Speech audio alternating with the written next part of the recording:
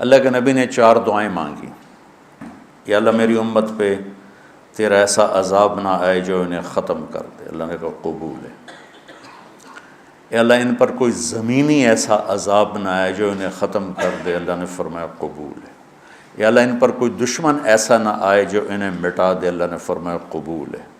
یا اللہ ان میں آپس میں اختلاف نہ ہو. تو اللہ نے فرمایا نہیں میرے محبوب یہ قبول نہیں، اختلاف ہوگا.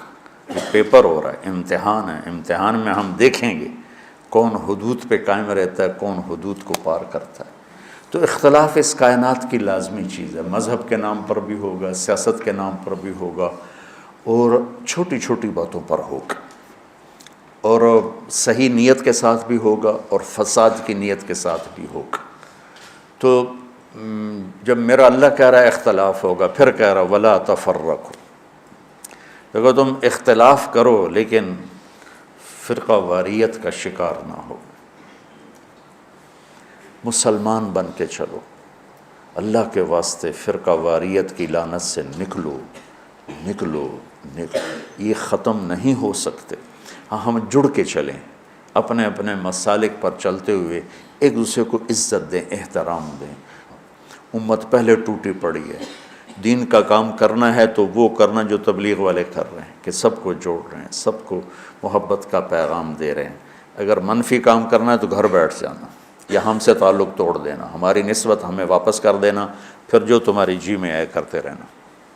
بھائیو میرے عزیزو، اگر آپ اپنے آپ کو اہل حق سمجھتے ہو تو پھر آپ کی مثال ایک طبیب کی ہے، اور جو غلط راستوں پر ہے اس کی مثال ایک مریض کی ہے. اگر ڈاکٹر مریض سے نفرت کرے گا علاج ہو سکے.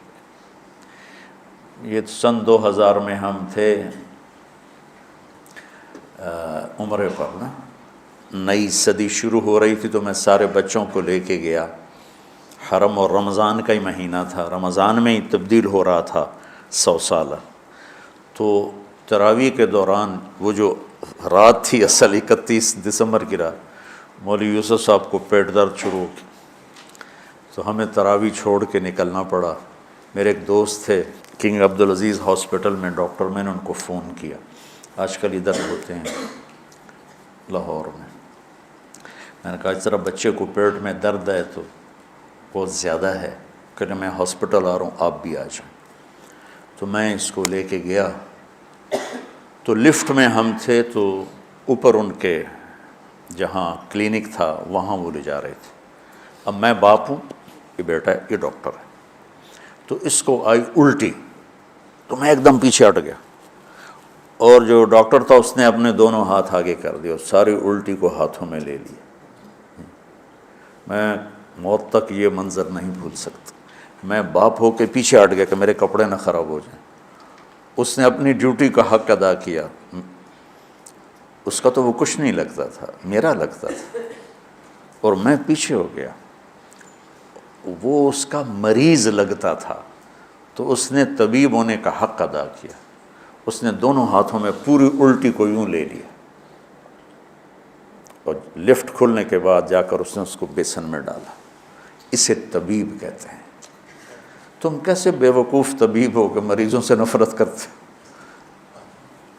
تمہارے سامنے نبیوں کی سیرت ہی کوئی نہیں، تمہارے سامنے اکابرین امت کی سیرت ہی کوئی نہیں، کہ میرے نبی سے بڑھ کر کسی کا مقام ہو سکتا ہے کہ قاب قوسین او ادنی. اور پھر وہ پتھر کھا کے کہہ رہے ہیں نہیں نہیں میں بد دعا نہیں کروں گا، ان میں کوئی آئے گا ہی نہ. اگر آپ تبلیغ والوں نے تھوڑی سی محبت دکھائی اور کیسے کیسے لوگ ہدایت پہ آ گئے.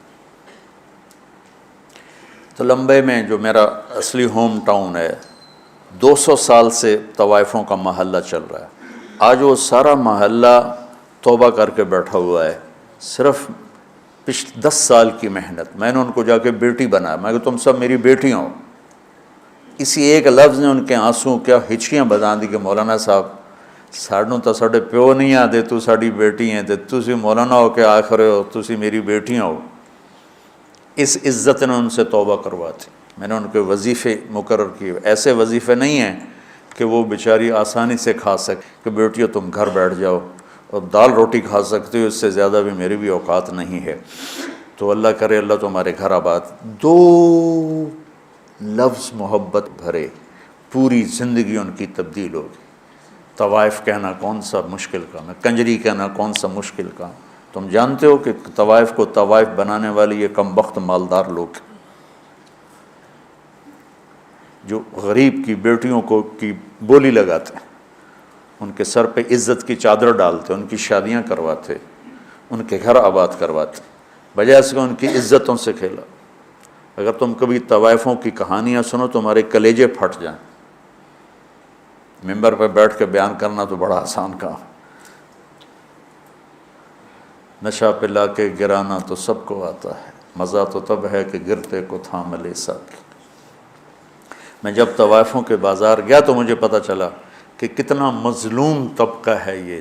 غریب کی بیٹی پیٹ کی آگ بجھانے کے لیے جسم بیچتی ہے اور اس کے ماتھے پہ طوائف کا داغ لگتا ہے، اور اس بدبخت ذمہ دار پر چودھری کا پیسے ہی تاج سجا رہتا ہے، جس نے راتوں کو جا کر اس کی عزت کے سودے کیے، اس کی شادی بھی کروا سکتا تھا۔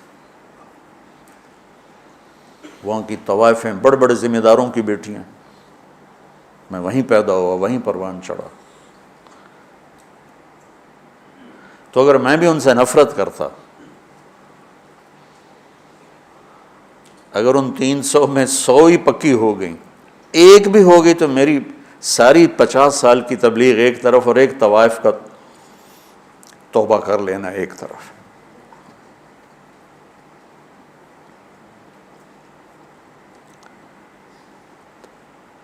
کہاں سے تم نفرت لے کر آئے؟ دکاندار گاہکوں سے نفرت شروع کر دے، دکان چلے گی اس کی۔ طبیب مریضوں سے نفرت کرے، کلینک چلے گا اس کا۔ تم کیسے بے وقوف اہل حق ہو جو اپنے آپ کو صحیح بھی کہتے اور جو غلط ہیں ان سے نفرت بھی کرتے؟ انہیں جہنم سے بچاؤ، ان کی جنت کا راستہ ڈھونڈو۔ جنید جمشید رحمۃ اللہ علیہ ایک دفعہ مجھ سے کہنے لگے، مولانا اگر ایک دفعہ بھی تم مجھے کہتے نا کہ گانا بجانا حرام ہے، تم حرام کھاتے ہو، تو زندگی بھر میں تیرے قریب کبھی نہ تھا۔ تم نے کبھی مجھے احساس ہی نہ دلایا، اور اتنی محبت تھی کہ میں خود ہی سب کو چھوڑ گیا۔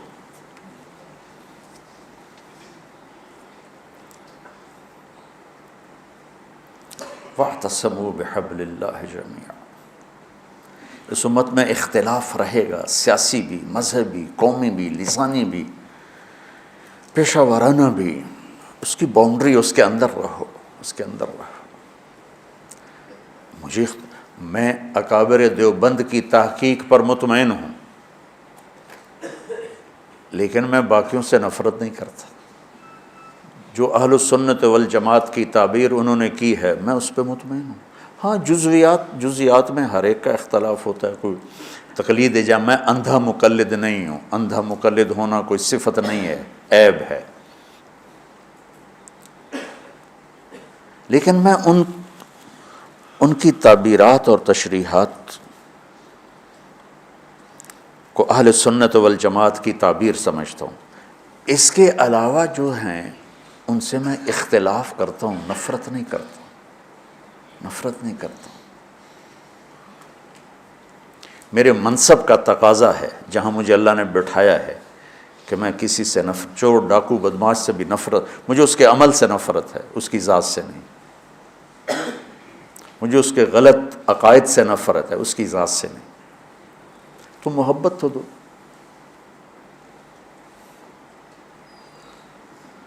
ہماری جماعت گئی چونیاں، تو لوگوں نے کہا چودھری حاکم بندہ بنے تو تاں تبلیغی جماعت نو منیے۔ چودھری حاکم وہاں کا بڑا جاگیردار تھا، قاتل، ڈکیٹ، رسہ گیر، قبضہ مافیا، جو برائی لکھنا چاہو سب اس کے کھاتے میں لکھی ہوئی تھی۔ تو ہماری جماعت گئی اس کو ملنے، میں تو نہیں گیا، 2 ساتھی گئے، اس کو اٹھا کے لے آئے مسجد۔ یہ ہے کوئی 93-94 کی بات، کوئی 6.25 فٹ اس کا قد، اتنا بڑا اس کا چہرہ، اور پنجاب والی دھوتی اس نے پہنی ہوئی، چادر ایڈی ایڈیاں ٹباں کڑی ہوئی ہیں، لمبا چولا اتنے چونا والا، وہ میں سامنے چڑی جا دیا اگو بہ گیا، اس کی اتنی ہیبت تھی، بڑی بڑی مونچھیں۔ اب میں کہا یار ایڈی بڑی بلا نال میں کی گل کر، مجھے یاد نہیں میں نے کیا بات کی، لیکن میں نے کوئی پیار محبت کی بات کی تھی جہاں تک مجھے یاد۔ تو یقین مانو بچوں، میرے بچے بیٹھے، میری اولاد بیٹھے، 10 منٹ نہیں گزرے وہ مجھ سے کہنے لگا مولوی جی ایک گل دسو۔ میں کہا پوچھو۔ بس ایک شرک نہیں کیتا، باقی سارے گناہ کیتے، میری توبہ ہو جیسے۔ 10 منٹ کی محبت، قتل، ڈاکے، زنا، چوریاں، قبضے، زیادتیاں، اور 10 منٹ کی محبت کے بعد وہ مجھ سے میری بات کاٹ کے کہتا ہے مولوی جی ایک گل تو دسو، ایک شرک نہیں کیتا باقی سارے گناہ کیتے، معافی ہو جس۔ اور اس 10 منٹ پر اس نے ایسی توبہ کی کہ واپس جا کے اس نے وہ مسجد کا دروازہ ملا اور سارے لوگوں کی زمینیں واپس کی، پیسے واپس کیے، غلط مقدمے اٹھائے، اور 6 مہینے بعد وہ مر گئے۔ موت سر پہ کھڑی تھی، اور اللہ تعالیٰ نے صرف اس کو محبت اور عزت دی، اور اس کی پوری زندگی کا رخ تبدیل ہو گیا۔ تو گھروں میں بھی نفرتیں مٹاؤ، محبتیں پیدا کرو، صرف مذہبی اختلاف کی نہیں ہو رہی، چھوٹے چھوٹے رشتوں پہ لڑائی، میں نے رشتہ مانگا مجھے رشتہ نہیں دیا بس بات ختم۔ یہ بھی کوئی لڑائی کی چیز ہے؟ رشتے تو اللہ پاک کی طرف سے طے ہوتے ہیں۔ جاؤ دیکھو کہ بھائی بھائی میں نہیں بولتے، دیکھو جی میں رشتہ مانگا رشتہ ہی نہیں دیتا، میں پیسے مانگے میں نے انہیں قرضہ ہی نہیں دیتا، میں بیمار ہویا میں نے پوچھن ہی نہیں آیا، ان دی بچی دی شادی آئے اس نے کارڈ ہی نہیں بھیجے۔ اس پہ لڑائیاں ہو رہی۔ اور ہمارے دیہاتوں میں ہوتا ہے جہاں قریبی ہوتا ہے نا تعلق تو وہاں خود جاتے ہیں شادی پہ بلانے، اور جہاں ذرا اس سے کم ہو تو نوکر بھیجتے ہیں، جہاں عمومی سطح کا ہو تو وہاں پھر کارڈ بھیج دیتے ہیں ڈاک کے ذریعے۔ تو ایک شادی تھی تو میں نے پوچھا اپنے چاچا مر گیا بیچارہ، میں کہا چاچا جی تسی گئے نہیں ہو؟ تو شادی آئی فلانے دی، کہ پتر میں اپنے پتر دی شادی کیتی آئی نا تو میں انہوں نے آپ سدن گیا تو انہوں نے نوکر گھلیا، ہوں میں جانا بھلا؟ میں نہیں جانتا۔ وہ آپ کیوں نہیں آئے مینوں سدن واسطے؟ میں نہیں جانتا۔ نہیں گیا چاچا میرا، مر گیا اس لیے بتا رہا ہوں بیچارہ۔ یہ ہماری ثقافت ہے، یہ ہمارے اخلاق، یہ صرف کوئی مذہبی اختلاف کی بات نہیں کر رہا ہوں، چھوٹی چھوٹی باتوں پہ لڑائیاں، جھگڑے، فساد۔ بچوں امت بنو اللہ کے واسطے۔ مولانا طارق جمیل صاحب کا ادارہ جامعۃ الحسنین گزشتہ 20 سال سے اپنے طرز تعلیم اور جدید نصاب سے سینکڑوں تشنگان علم و تربیت کو سیراب کر چکا ہے۔ زکوٰۃ، صدقات اور عطیات کو تعلیم کے لیے مختص کریں۔ تعلیم کے لیے آپ کا تعاون معاشرے کی قسمت بدل سکتا ہے۔ جامعۃ الحسنین کا پیس ٹرسٹ اکاؤنٹ نمبر ہے 040701022289230۔